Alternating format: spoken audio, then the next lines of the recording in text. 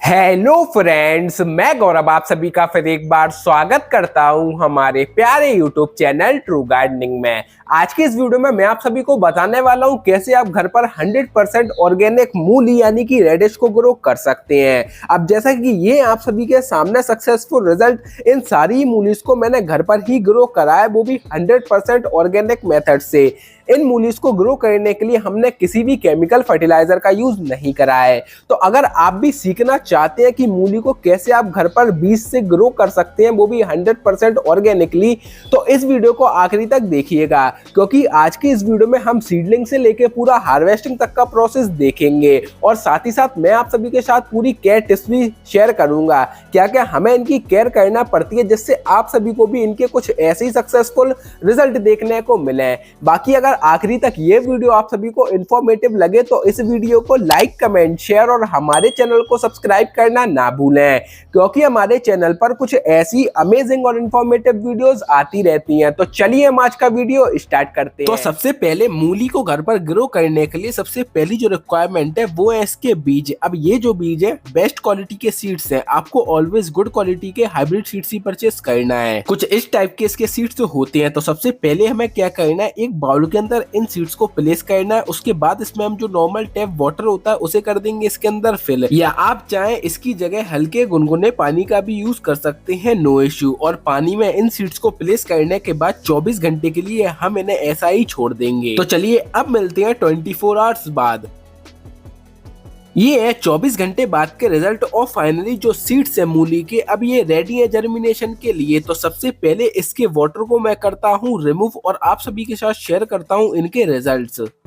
तो अब आप में से बहुत सारे लोग मुझसे यही पूछते हैं कि सीड्स को पानी में सोक करने का क्या बेनिफिट्स होता है। रिजल्ट आप सभी के सामने ये है। आप अगर देखेंगे तो कुछ सीड्स में से छोटे छोटे से स्प्राउट्स आना भी स्टार्ट हो चुके हैं और अब ये फाइनली जर्मिनेशन के लिए रेडी हैं। प्री सोकिंग प्रोसेस करने से ये होता है जो हमारे सीड्स होते हैं वो फास्ट जर्मिनेट होते हैं। तो यहाँ पर जो हमारे सीड्स हैं अब वो तो रेडी हैं। सबसे पहले देखते हैं इन सीड्स को ग्रो करने के लिए यानी कि मूली के प्लांट्स को ग्रो करने के लिए इसका सॉइल प्रिपरेशन यानी कि सॉइल मीडिया।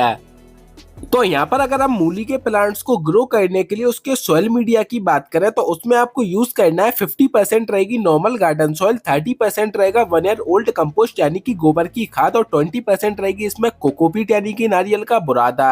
अब इन तीनों को आपको अच्छी तरीके से कर लेना है मिक्स और जो हमारा पॉटिंग सॉइल है मूली प्लांट्स के लिए वो यहाँ पर रेडी हो जाएगा। और हाँ, इनके सीड्स को आप डायरेक्टली फाइनल लोकेशन पर ग्रो कर सकते हैं, क्योंकि ट्रांसप्लांटिंग मूली के प्लांट्स को बिल्कुल भी पसंद नहीं होती है, इसलिए इनके सीड्स को आपको ऑलवेज फाइनल लोकेशन पर ही लगाना है।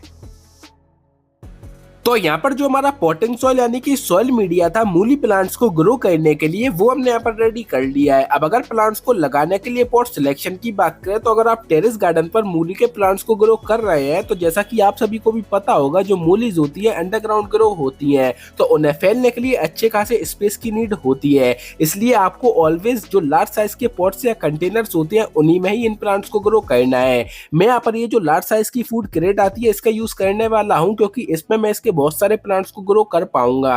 अब जितनी आपको मूलिश चाहिए उस हिसाब से आप पॉट को सिलेक्ट करिएगा। अब ये जो यहाँ पर मैंने फूड क्रेट ली हुई थी इसे मैंने अंदर से प्लास्टिक पॉलिथीन से कर दिया है कवर और बॉटम में ड्रेनेज सिस्टम के लिए होल्स भी कर दिए, क्योंकि बॉटम में ड्रेनेज सिस्टम के लिए होल्स होना कंपलसरी है। रुका हुआ पानी मूली के पौधों को बिल्कुल भी पसंद नहीं होता है। इसके बाद जो हमने पॉटिंग सॉइल रेडी करा था उससे हमने हमारे इस पॉट को कंप्लीटली कर लिया है फिल। अब ये मैं क्या कर रहा हूँ, आपको भी कुछ इसी तरीके से सॉइल में होल्स कर लेना है। इसके अंदर जो हमारे मूली के सीड्स है उन्हें हम करेंगे प्लेस। अब एक होल में मैं इसके 2 सीड्स को करूंगा प्लेस, क्योंकि जैसा कि आप सभी को भी पता होगा कि हर बार सारे सीड्स जर्मिनेट नहीं होते हैं, इसलिए आपको ऑलवेज कुछ एक्स्ट्रा सीड्स को प्लेस करना है। इसलिए मैं एक होल में इसके 2 सीड्स को करूंगा प्लेस। और हाँ, जब हम इन सीड्स को फाइनल लोकेशन पर ही लगा रहे हैं तो आपको इन्हें डिस्टेंस पर प्लेस करना है। दोनों ही सीड्स के बीच में जो डिस्टेंस है वो मिनिमम 6 से 7 सेंटीमीटर का होना चाहिए। तो कुछ इस तरीके से आप सभी को भी मूली के सीड्स को करना है होल्स में प्लेस और ऊपर से सेम पॉटिंग सॉइल से कर देना है कवर। और अगर इन सीड्स को ग्रो करने के लिए इसके डेप्थ की बात करें तो मिनिमम आपको 1 से 1.5 इंच तक की डेप्थ पर इन सीड्स को आपको प्लेस करना है।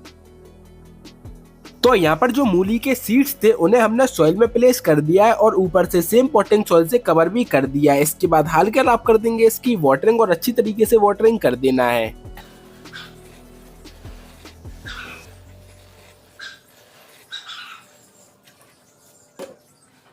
तो यहाँ पर हमने इसकी वाटरिंग भी कर दी है। इसके बाद इस पॉट को यानी कि इस कंटेनर को आप ऐसी लोकेशन पर प्लेस कर देंगे जहाँ इसे दिन भर डायरेक्ट सनलाइट की रोशनी मिल सके, क्योंकि सर्दियों के मौसम की डायरेक्ट सनलाइट की रोशनी हमारे मूली के पौधों को बहुत ही ज्यादा पसंद होती है। उसी में ही इन प्लांट्स की ग्रोथ आपको बेस्ट देखने को मिलेगी। तो चलिए अब हम देखते हैं इसके सक्सेसफुल रिजल्ट।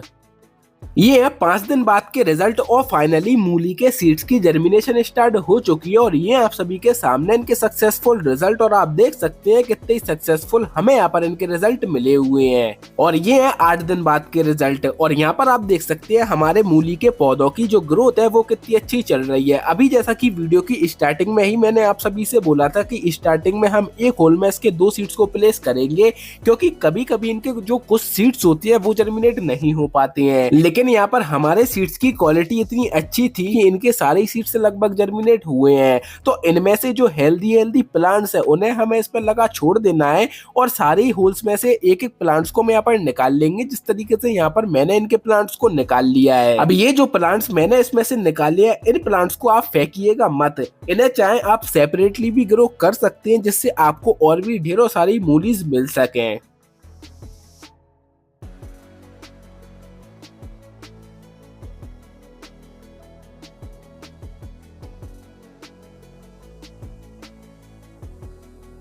ये हमारे 39 डेज बाद के रिजल्ट, और यहाँ पर आप देख सकते हैं हमारे मूली के पौधों की ग्रोथ कितनी अच्छी चल रही है। तो बेसिकली इस स्टेज पर हमें क्या करना है, देखिए जैसे जैसे हमारे प्लांट्स की ग्रोथ बढ़ती जाती है वैसे वैसे ना फर्टिलाइजर की नीड भी होती है, इसलिए आपको हर 20 से 25 दिनों के गैप में हमारे मूली के पौधों में फर्टिलाइजर ऐड करते रहना है। अब यहाँ पर हम इसमें ऐड कर रहे हैं वर्मी कंपोस्ट यानी कि केचुए की खाद। अगर आप सभी के पास केचुए की खाद अवेलेबल ना हो तो आप इसकी जगह गोबर की खाद का भी यूज कर सकते हैं, नो इशू। और फर्टिलाइजर को ऐड करने के बाद हल्का आप कर देंगे इसकी वाटरिंग, और यही प्रोसेस आपको हर 20 से 25 दिनों बाद रिपीट करते रहना है, जिससे हमारे प्लांट्स को भरपूर मात्रा में न्यूट्रिएंट्स मिल पाए। अब बात आती है कि इसे आपको कितना ऐड करना चाहिए। वैसे तो ये ऑर्गेनिक फर्टिलाइजर है तो इसका हमारे प्लांट्स पर कोई भी हार्मफुल इफेक्ट नहीं होगा, लेकिन फिर भी आपको 2 मुट्ठी पर स्क्वायर फीट के हिसाब से वर्मी कंपोस्ट या गोबर की खाद को यूज करना है। ये हमारे 50 डेज बाद के रिजल्ट यानी कि 50 दिन बाद के रिजल्ट। अब आपको क्या करना है, इन प्लांट्स की जो लोअर साइड की लीव्स हो इन्हें आपको कंप्लीटली कर देना है रिमूव, और जो लीव्स येलो पड़ गई हो या सूख गई हो उन्हें भी आपको कंप्लीटली रिमूव कर देना है। अब बात आती है कि इन प्लांट्स की हम लोअर साइड की लीव्स को क्यों रिमूव कर रहे हैं। ऐसा करने से जो हमारी मूलीज होती है वो अच्छी तरीके से डेवलप्ड हो पाती है। तो आपके प्लांट्स भी जब कुछ इस साइज के बिग हो जाए तो आपको भी इन प्लांट्स की लोअर साइड की लीव्स को कर देना है रिमूव। और हाँ, इनकी जो लीव्स हो इन्हें आपको फेंकना नहीं है। अगर ग्रीनिश टाइप की लीव्स हो तो इन लीव्स को आप कुछ डिशेज बनाने के यूज में ले सकते हैं, क्योंकि जैसा कि आप सभी को भी पता होगा मूली के और साथ ही साथ इनके लीव्स के हमारे हेल्थ के लिए बहुत ही ज्यादा हेल्थ बेनिफिट्स होते हैं।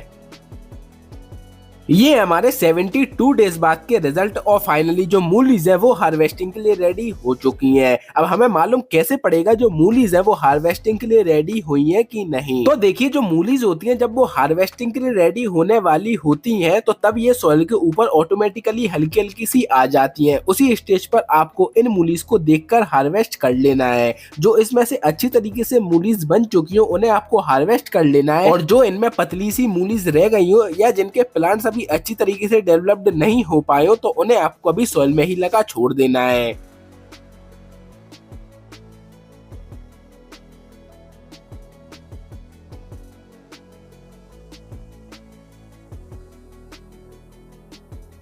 तो यहाँ पर हमने सारी मूलीज की हार्वेस्टिंग कर ली है, और ये आप सभी के सामने हमारे प्लांट्स के फाइनल रिजल्ट, और ये 100% घर की उगाई हुई ऑर्गेनिक मूलीज। तो चलिए इन मूलीज को हम नॉर्मल वाटर से कर लेते हैं वॉश, और फिर मैं आप सभी के साथ शेयर करता हूँ इन मूलीज के फाइनल रिजल्ट, और हम मूलीज को कट कर भी देखेंगे ये अंदर से अच्छी तरीके से बन पाई है या फिर नहीं।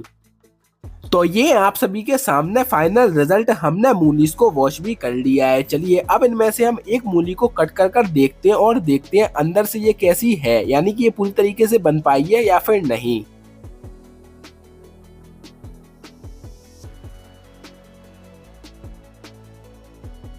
तो ये आप सभी के सामने मूलीज के फाइनल रिजल्ट और आप देख सकते हैं कितने सक्सेसफुल हमें यहाँ पर इसके रिजल्ट मिले हुए हैं। तो उम्मीद है फ्रेंड्स आप सभी को ये वीडियो पसंद आई होगी और इन्फॉर्मेटिव लगी होगी। So thank you friends to see my YouTube channel true gardening. अगर आप सभी को ये वीडियो पसंद आई हो और इन्फॉर्मेटिव लगी हो तो इस वीडियो को लाइक कमेंट शेयर और हमारे चैनल को सब्सक्राइब करना ना भूलें, क्योंकि हमारे चैनल पर कुछ ऐसी अमेजिंग और इन्फॉर्मेटिव वीडियोस आती रहती हैं। बाकी अगर ये वीडियो आप सभी को इन्फॉर्मेटिव लगी हो और हेल्पफुल भी लगी हो तो नीचे कमेंट बॉक्स में कमेंट कर जरूर बताइएगा।